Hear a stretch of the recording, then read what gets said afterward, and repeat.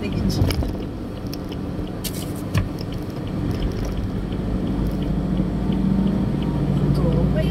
In 400 meters, take the exit towards Sukat Road. Sana yung preno naman siya. Hindi naman lahat ng tao kaya. Habot ka pa, maaga pa. Mas maganda nga maaga eh. Dito na tayo sa pa-terminal to. Saan ka? Take the exit towards Sukat Road. Ewan ko yung sasakyan doon. Direkta na yung flight mo, sir. Oo, Manila dyan. Apal. Continue for 800 meters. Bukas naman ako biyahe. Punta ng Davao. Ibigay mo ito yung link sa akin. Sige ma'am, pagkuhan. Wala pa naman silang binigay. Tapos pag meron na, i-share ko sa iyo. Para kung tayo lang maging dalawa palagi pa-attend para aware din ako kung ano mga pinag-inis. Oo, hindi ko rin nga. Tinatanong ko si RD Bame kung naka-attend sa because director ko. Wala, sabi nila yan. Nakikinig lang naman. Wala namang hinihingi naman. In 400 meters, take the ramp to NAIA Road. About connectivity. Parang year-end kasi yun. Or beginning of the year. Or barb lang. Oo, barb. May project si Barney. Sa 300 million yun. Connectivity Starlink.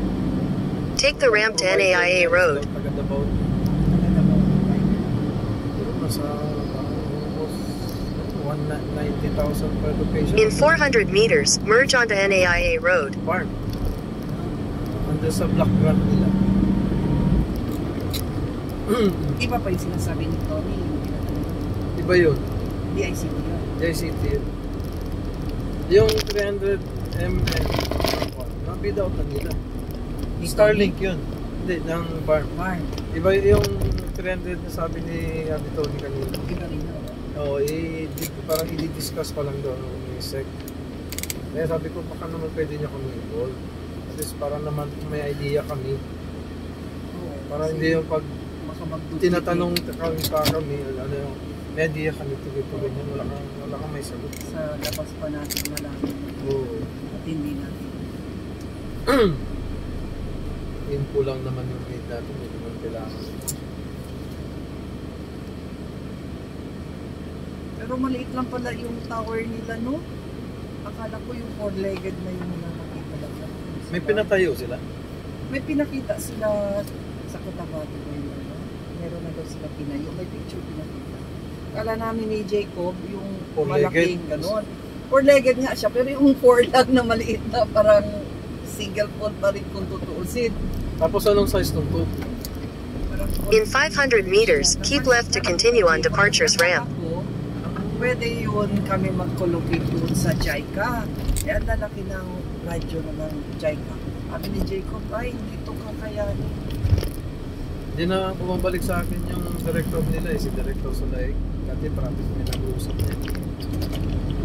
Na-refer niya rin sa akin yung plano nila na 10 notes kung maka-aware ka pa tayo. Maliit lang. Siguro parang ganun lang yun. 4 volts na.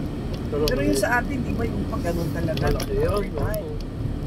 Kailangan mo na at least mga nasa 80 lang radyo pa ilagay sa taas. Kaya. Pumunta kasi sila sa Basilan ng courtesy sila kay Kumaan sa akin. Keep left to continue on departures ramp. Tapos tinanong ko sa kanila yung GPNS sa Sudu. Meron daw In 300 meters, your destination will be on the right. Hindi nila alam. Baka daw sa DILG bar yun. Sa Bangladesh no, ang defender. Hindi ko wala akong idea. Pero 6 months lang ang libre tapos magpabayad siguro na you consider that kami perpetual kami. Abot. Pero Philippine Airlines. Your destination is on the right. Thank you. North Wings. Okay. Ito lang. Happy trip. Thank you po. Safe flight. See you sa punta ka ba startup? Okay. Hopefully makapunta. Kung hindi, bayanihan SIM card yung date. Kaya nga. Wait lang sir, kaya naglalak yan. Bitaw. Ayan. Sige. So, happy trip. Yung maleta mo.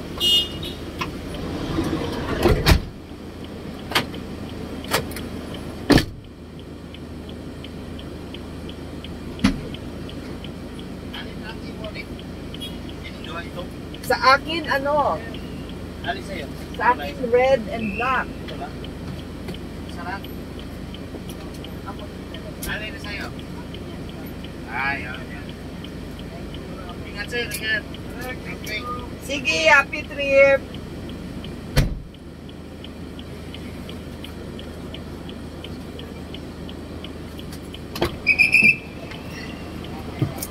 Ano nga yung atin man next? Infina Towers. Ha? Infina Towers.